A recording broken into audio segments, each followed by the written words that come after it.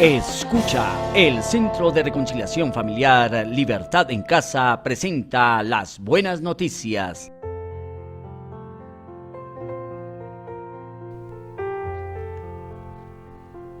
El día 24 del mes de Tanim, los israelitas se reunieron para ayunar. Para demostrar que estaban arrepentidos, se pusieron ropas ásperas y se echaron tierra sobre la cabeza. Después de apartarse de todos los extranjeros, se pusieron de pie, confesaron sus pecados y reconocieron la maldad de sus antepasados.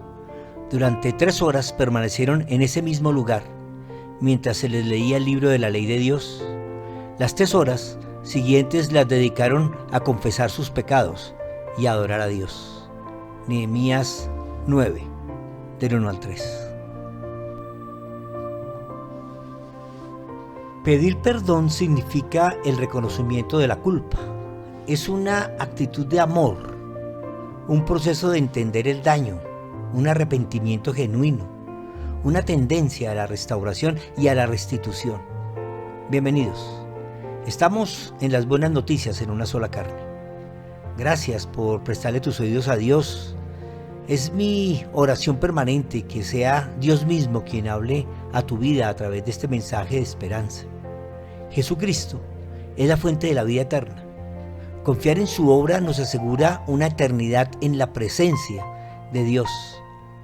Obedecer su palabra nos asegura vivir bajo la gracia, disfrutar sus promesas y alcanzar la vida abundante que ofrece la gloria de Dios. El libro del profeta dice: a todos los que llevan mi nombre, yo les he creado, los he formado y los hice para mi gloria. Isaías 43:7.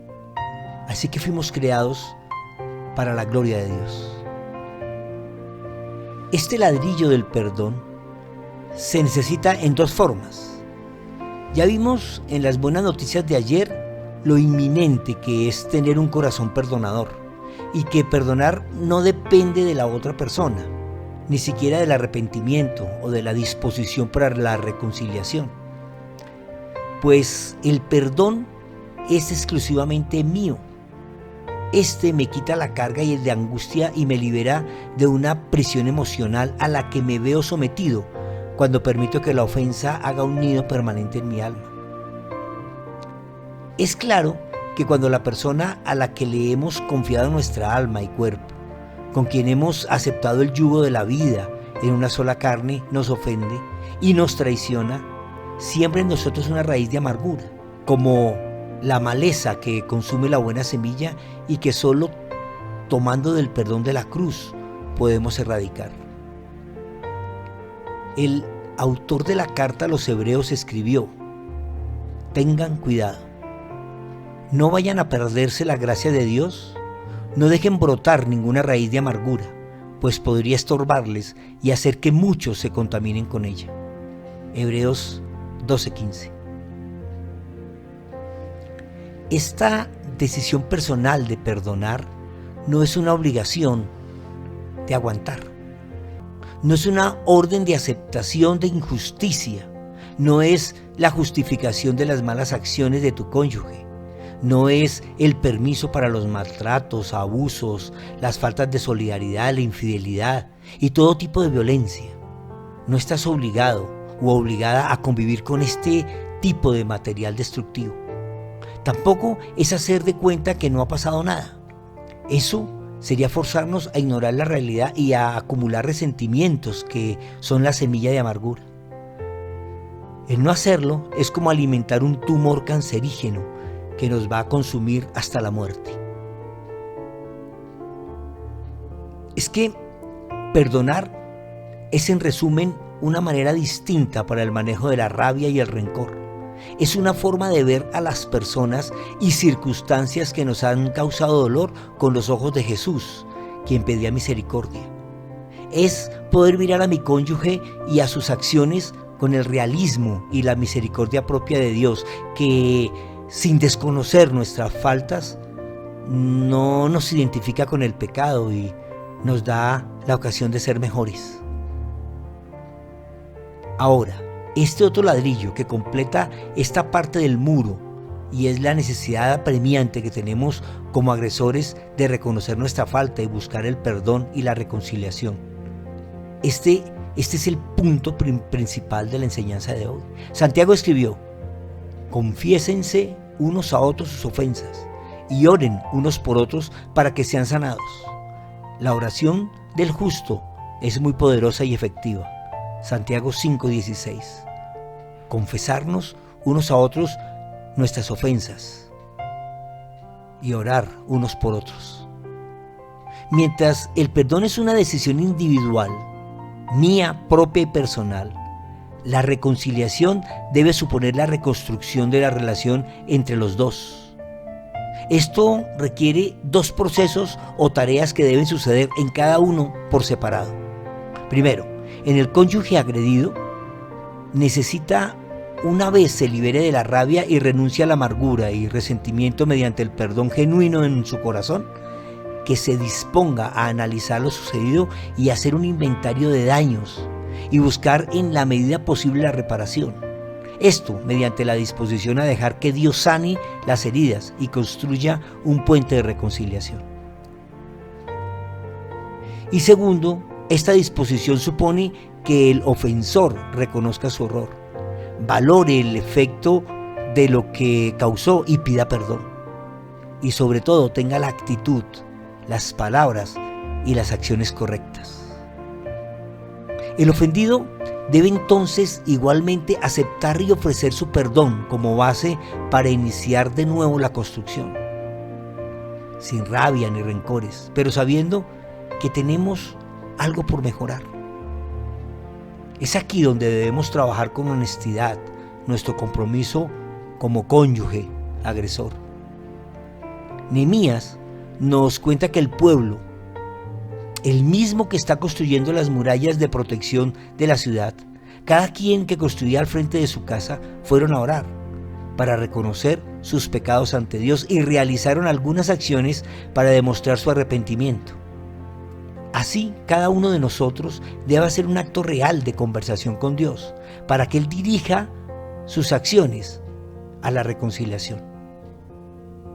Es que todas estas buenas noticias están dirigidas a quienes por la humildad de su corazón reconocen la necesidad que tienen de Dios y deciden por su propia voluntad recibir su gobierno. De manera que si no involucramos a Dios en nuestros procesos de una sola carne, no estamos aceptando su gobierno y menos podemos pedirle su dirección y protección. Pablo escribió: sin fe es imposible agradar a Dios, porque es necesario que el que se acerca a Dios crea que Él existe y que sabe recompensar a quienes lo buscan. Hebreos 11:6. Debemos buscar a Dios con la plena confianza que nos va a guiar a hacer lo mejor en el proceso. Así que el proceso de reconciliación debe involucrar a Dios, quien estableció en nosotros el ministerio de la reconciliación. Pablo escribió: y todo esto proviene de Dios, quien nos reconcilió consigo mismo por Cristo y nos dio el ministerio de la reconciliación. 2 Corintios 5:18.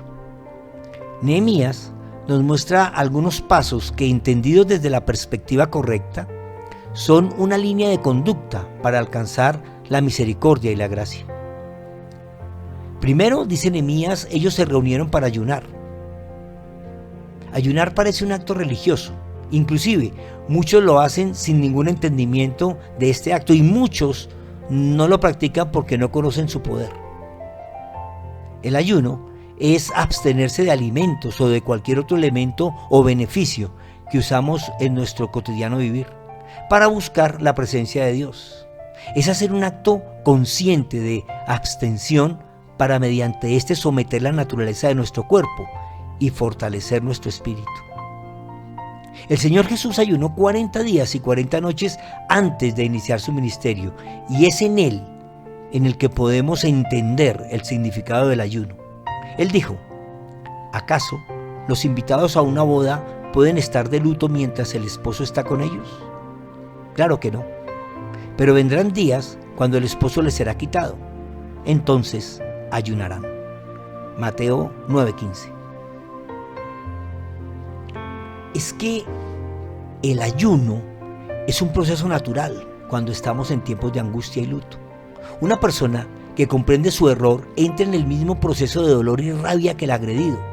Rabia contra sí mismo, siente remordimiento por lo hecho y es ahí donde debe buscar la presencia del Señor. Yo estoy seguro que no hay ganas de comer, ni de dormir, ni de hacer nada. Las peleas y la separación de los cónyuges es un proceso doloroso de luto que hace que nosotros volvamos en sí, entendamos nuestras fallas, decidamos arreglarlas. Así que busquen un tiempo a solas con Dios y dejen que Él los guíe al arrepentimiento y al perdón. Las peleas en el matrimonio son de dos, y son los dos, los agresores y los agredidos, pues cada uno toma posiciones según el momento y el contexto de la pelea. Luego, como señal de arrepentimiento, confesaron sus pecados. La confesión es la aceptación de los hechos, el reconocimiento de la falta y el primer paso para restaurar la transparencia íntima. Algunos puntos importantes es que al confesar debemos ser claros y honestos. No es necesario los detalles, no es necesario explicar o buscar culpables, pues solo nosotros somos responsables de nuestras decisiones. No trates de minimizar el dolor de tu cónyuge, pues él o ella deben procesar la información que están recibiendo y deben hacer su propio duelo. También es importante dejar que la persona que está confesando su falta diga lo que siente. No trates de sacárselo. No trates de dirigir a tu cónyuge con sus palabras. Quien confiesa debe terminar pidiendo perdón. Y quien recibe la confesión no debe demorarse en perdonar. El perdón es una decisión inmediata. Así no lo sientas, así en ese momento no estés dispuesto o dispuesta, solo decide y di sí, yo te perdono. Arrepentirse, lejos de ser una actitud de remordimiento, es mucho más que reconocer que se ha actuado mal. Es un trabajo permanente que debe dar frutos. Debemos trabajar diariamente en el cambio requerido para que la misma ofensa no se repita. Porque nada sacas con pedir perdón y hacer otra vez lo mismo. La palabra griega metanoia quiere significar un cambio en la manera de pensar. En los libros del Antiguo Pacto, el arrepentimiento no es tan referente a la ofensa como al cambio de parecer o de propósito. Esto por consideración hacia aquellos que han sido afectados por nuestras acciones. Si no cambias tu manera de pensar, no cambiará tu manera de actuar, y entonces de nada sirve pedir y pedir perdón. Perdonar y pedir perdón es un acto recíproco que implica no solo el perdón otorgado, sino un trabajo constante entre la pareja para superar cada vez más los conflictos, tolerando, perdonando y pidiendo perdón. No puedo dejar de pasar el hecho que ser perdonados es adquirir una deuda de honor con quien nos perdonó. Es la gratitud que se debe reflejar cuando somos conscientes del mal que causamos y de la vida que arriesgamos. Oremos. Señor, pon en mí un corazón humilde para reconocer mis errores y ofensas a ti, a mi cónyuge y a todos los que por mi falta de templanza ofendo, de palabra o de obra y de actitud. Señor, que la paz de tu amor llene nuestro corazón y guíe nuestra vida en una sola carne para que aprendamos a resolver bajo tus métodos nuestras diferencias. Maranata. Comparte. Alguien que conoces necesita escuchar. Las Buenas Noticias son una producción de la Fundación Centro de Reconciliación Familiar Libertad en Casa. Los derechos son propiedad del Espíritu Santo y están a disposición de quien quiera compartirlos, difundirlos y enseñarlos. Síguenos en Facebook, YouTube e Instagram. Libertad en Casa, conquistando la tierra con la cultura del cielo.